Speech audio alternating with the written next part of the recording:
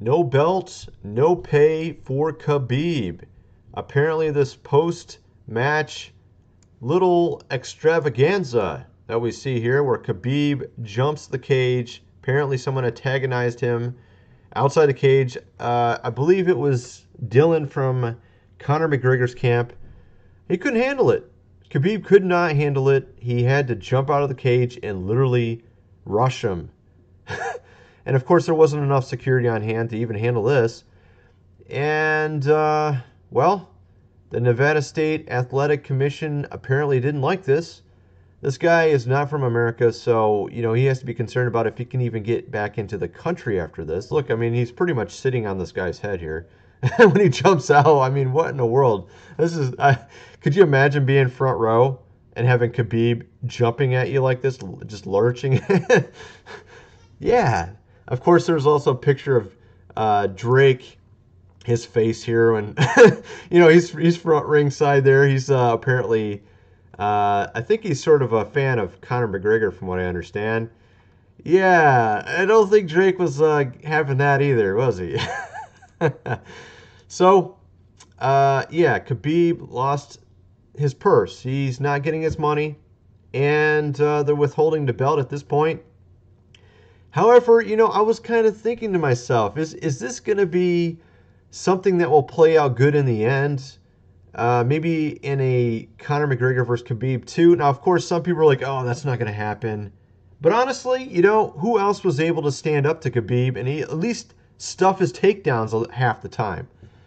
Because he is so far about the only one who's been able to do it. Of course, in the first round, Conor McGregor was taken down pretty quickly. But actually, at first, he was sort of stuffing it, but he got taken down.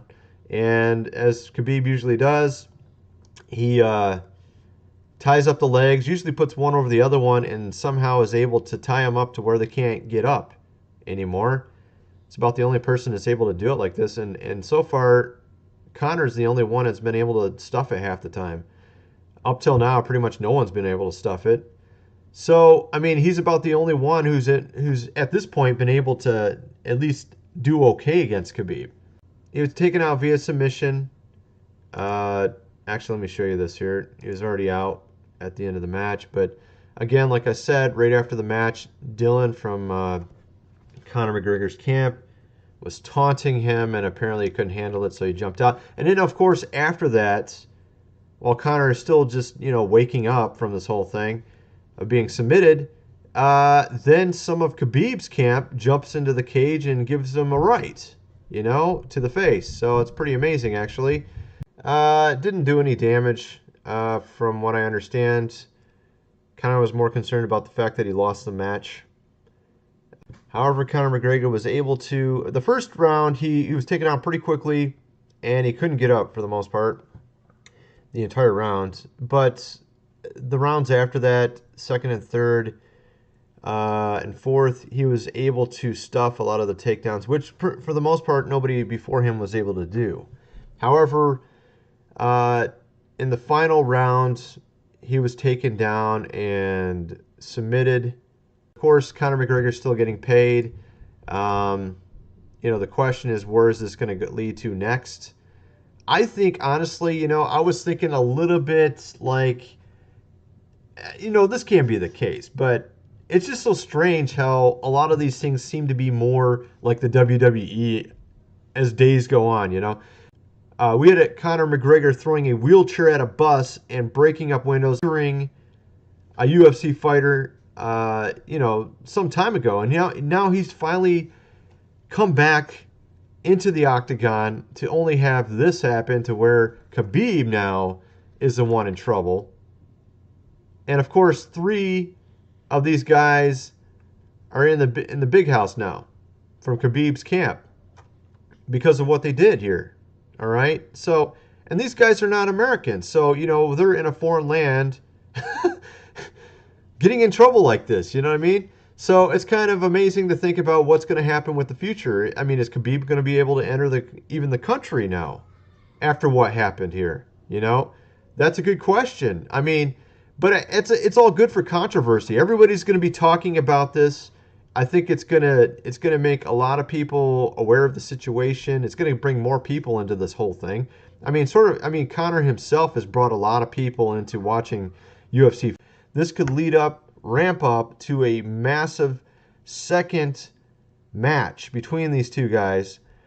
And of course, the fact that we don't know if you can enter the country again because of what happened, I think it will eventually happen. He'll be able to get back into the country. But the fact that it's such a controversy, a lot of people are going to be talking about this for a while. And all this is going to do is bring more people into wanting to see this, which is going to make it a massive card, a ton of money to be made. Honestly, that's why I was kind of wondering, could this have been planned?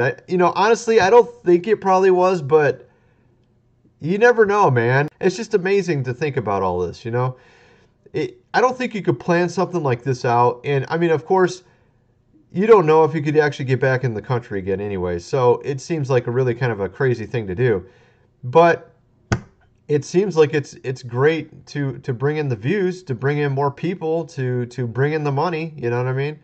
I think he probably will get back in the country. I think there will be a second match, and I'm honestly thinking that I really think it's going to be a huge one. Even though I think Conor didn't do too well in this match. I mean, compared to some of the others that have taken on Khabib, he did okay. He did okay. He actually had a couple rounds in there where he was sort of controlling it. But I mean, the relentless takedowns of Khabib pretty much sealed the deal in the end. But I mean, the fact was he was able to get up for a few rounds there. He was able to stuff it, and that in and of itself is a first, I guess you could say. So, maybe we will be seeing more of these two guys because he's the only one. Look, think about this. You know how they're going to apologetically sell this? I mean, if you just think about it, it's pretty obvious. And be like, look, he's the only guy that's been able to stuff Khabib's takedowns, And also you had this post just crazy that blew up, You have all this bad blood between these two guys. Honestly, I think they're going to sell it again, And I think this is going to be talked about for a while too. I think this is really going to be sold down the road as another match between these two guys. That's just sort of my thoughts. Let me know what you guys think in the comment section below. And thanks for watching.